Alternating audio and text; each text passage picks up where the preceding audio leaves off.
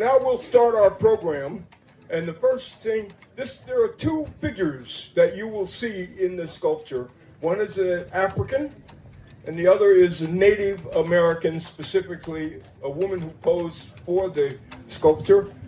Sculpture is from the Pokanoket Nation, and the Pokanoket Nation occupied this area, and so the sculpture recognizes that. They were also enslaved or sometimes massacred and sent to the Caribbean and to Cuba to work, and so they have suffered as a result, and the great impact of the slave trade on that group. From the beginning, in pursuit of the memorial sculpture, our strongest partners have been the Pokanoket tribe. Sakam Tracy Dancing Star and her father, Sagamore Winds of Thunder, William, are with us today, and they have been with us all along. Particularly at this site, more than 2 years ago, when we staked our claim with posting a temporary sign here in the park. Today they are with us again as we solidify and mark Bristol's history together in honoring our African ancestors and those of the Pokanoket people who were harmed by what was called King Philip's War more than 400 years ago at Mount Hope here in our town. Remarkably, the lands they lost, at least a portion of them, have now been returned to its rightful owners, and once again, they became the rightful stewards of the lands and waters of the Pokanoket country. We are proud to stand with our partners, the Pokanoket Nation, and ask them to make their own offerings on this important day.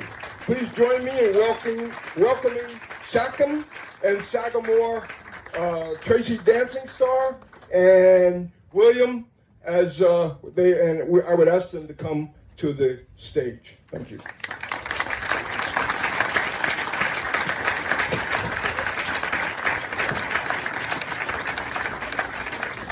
Tabatne. Wani kisak. Wani payak ok Pokanoket. Akiak. Natai homanak. Akiak. Uchi. Muchiki Nanipas Hatak. Welcome to the ancestral and traditional homelands of the Pokanoket tribe. Our ancestors have been on this land for more than 10,000 years before colonization.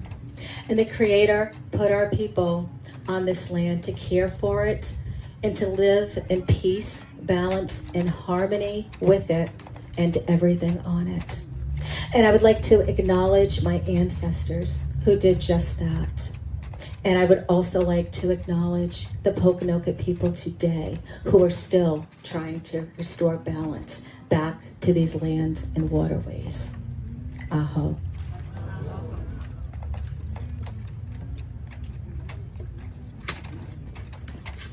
Thank you. I'm honored to be here today as we gather not so much to commemorate, but to acknowledge an often overlooked and painful part of our shared history. For to live in a free society means that truth is not suppressed but spoken openly. By acknowledging the past, however tragic, we gain the wisdom to reflect, to learn, and to guide ourselves through the turbulence of today's storms.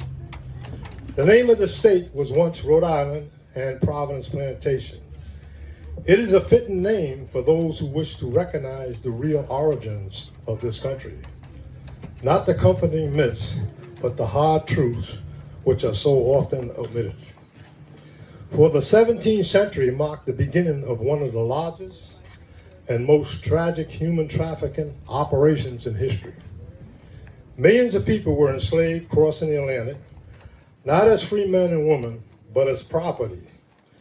And these actions not only shackled Africans in chains, but also ensnared the hearts of those who profited from their suffering, making them prisoners of greed, blind to the very morals and liberties that Roger Williams envisioned when he sought to establish a colony in these lands. But these colonists did not come to vacant shores. The indigenous people had lived on this land for over a millennium. and they were far from few in number. Indeed, if it had not been for the devastation of epidemic disease, the European settlers might have been overwhelmed by the surrounding indigenous nations and disappeared like the lost colony of Roanoke. Yet, when most people imagined the encounters between the Europeans and the indigenous nations of New England, they think of romanticized images of Thanksgiving. Slavery is not the first topic that comes to mind. Few realize that indigenous slavery predates African slavery in these lands. For at least a century before the Pilgrims' arrival, opportunistic European sailors preyed upon the indigenous people here. In 1614, Captain Thomas Hunt kidnapped dozens of indigenous men from these shores, including the man history remembers as Squanto, one of the most infamous examples of such cruelty. These acts made our people understandably suspicious and often hostile toward Europeans. Had the Pokanokets, yes, Pokanokets, for there were no Wampanoag before the English came, under the leadership of Massasoit Osamequin, not forged a defensive alliance with the Pilgrims, Plymouth Colony would not have survived. A generation later, Osamequin's sons saw that the English settlers were no longer few in number. They no longer sought brotherhood but dominance. One son, Massasoit Metacomet, whom you call King Philip, rose to resist. He sought to defend the sovereignty not only of the Pokanoket, but of all the indigenous nations of New England. Outgunned, outnumbered, and betrayed, Metacomet fell, and his people, the Pokanoket, drank deeply from the colonists' cup of vengeance. They were subjected to what the Romans call denamato memoria, a deliberate attempt to erase their very name from history as a warning to the surviving indigenous people. Those who did not escape to the protection of other tribes faced either death or enslavement. In the wake of the King Philip War, New England practiced wholesale indigenous slavery of the Pokanoket, Narragansett, and Nipmuc, and other indigenous people being threats to the colonies. And many of our people were sold abroad in the expanding Atlantic slave trade. The Barbados Act of 1675 was even passed out of fear that enslaved Africans and the indigenous captives from the King Philip conflict might unite in rebellion.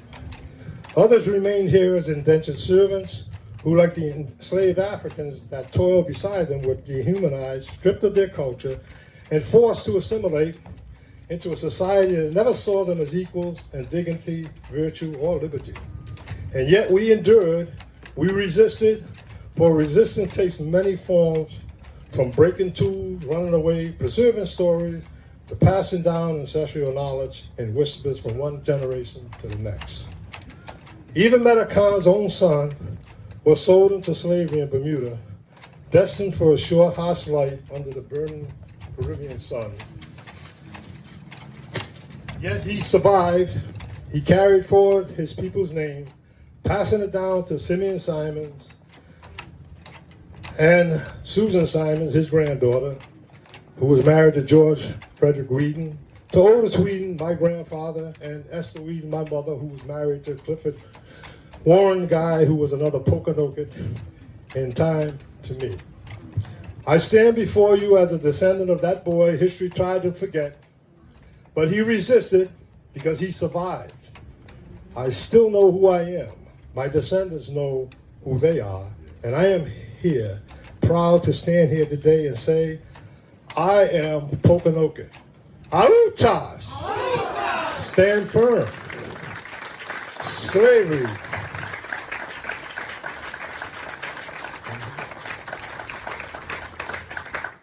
Slavery in any form or time can never be justified.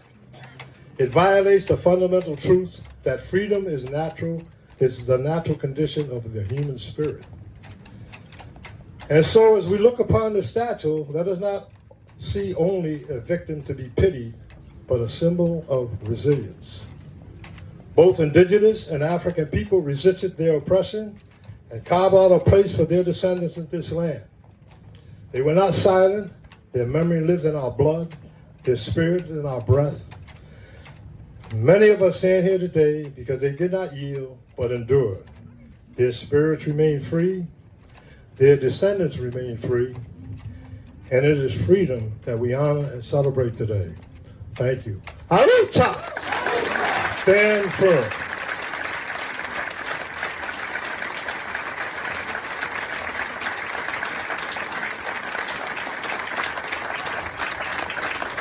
This is indeed a celebration today. And whenever we have a celebration or anything of importance, we, as a people, we honor the Creator. We give thanks to the Creator. We honor our ancestors. And we don't care how long it takes, but I understand we are under a timeline here. I'm looking at this hammer. So what we're going to do is our drum, the heartbeat, they're going to sing one song, and it is a memorial to those who have crossed over before us. So we're going to sing that song, but then a little later, we're going to sing a couple of more songs because we just have to deliver ourselves in a good way to the Creator and to our ancestors. So afterwards, we're going to sing a couple of more songs of thanks, a couple of honor songs. And while we do that, please get up and walk around. You do not have to remain seated while we do that. And then after we're done with that, we'll sing some songs for our enjoyment, everyone's enjoyment. So drum, please.